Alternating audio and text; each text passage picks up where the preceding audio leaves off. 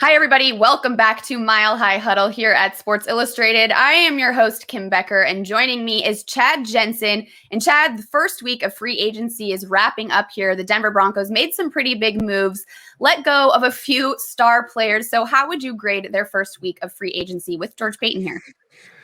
You know, they've had a little luck. Sometimes it's better to be lucky than good. You know what I mean? And in the case of the Denver Broncos, they got really lucky on Friday when the Chicago Bears opted to cut former All-Pro cornerback and Vic Fangio superstar back in Chicago, Kyle Fuller, the corner. But considering everything that George Paton has done in his first week, from re-signing Shelby Harris, that's an A+, to letting Kareem Jackson go, that was probably a solid move. Getting Vaughn back on his option, that's an A+.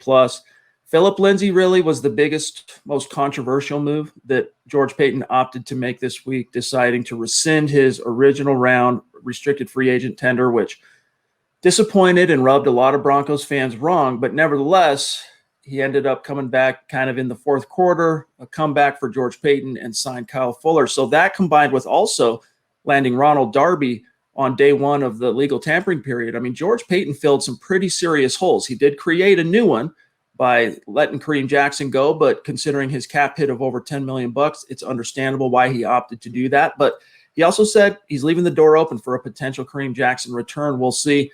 And then, of course, he already re-signed, George Paton, Philip Lindsay's replacement in Mike Boone. So all that being said, a quick review as I just went through there. I'm giving George Paton a solid B. I was going to say a B-, but I'm giving him a solid B. And it would be a little bit higher. It would be like B+, A- if he would have made a wiser decision with Philip Lindsay, which I still believe was not in the team's best interest, but nevertheless, solid first week. And if you're Broncos fans trying to gauge George Paton, trying to get a beat on who this new GM is, I think at this stage, you should be pretty confident, pretty comfortable that the right guy is at the helm for Denver. All right, everybody, you heard the man. A solid B there for George Paton in the first week of free agency. Chad, thanks so much for your insight, and we'll check back later, see if Denver Broncos have a few more moves coming out of the next couple of days. Right on. Thanks, Kim.